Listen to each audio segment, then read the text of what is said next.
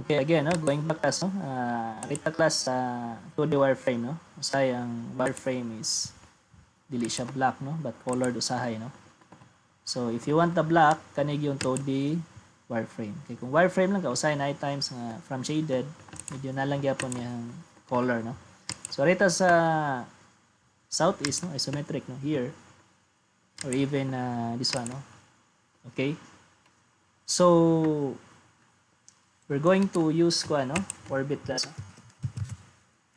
Enter, no? Right click and then perspective.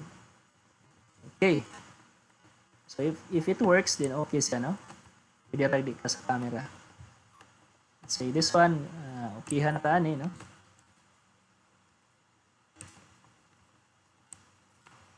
Okay, exit, no? If you like this one, you can type view, enter, new, so view 3, another angle, no? So visual style, we can use shaded, no? Okay, apply, okay, no?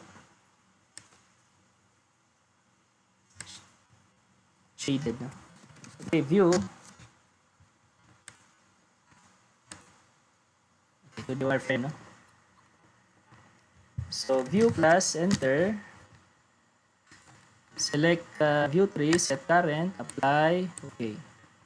Okay. So you have a camera, no? Using orbit and perspective, and then we set a name in a new view, no?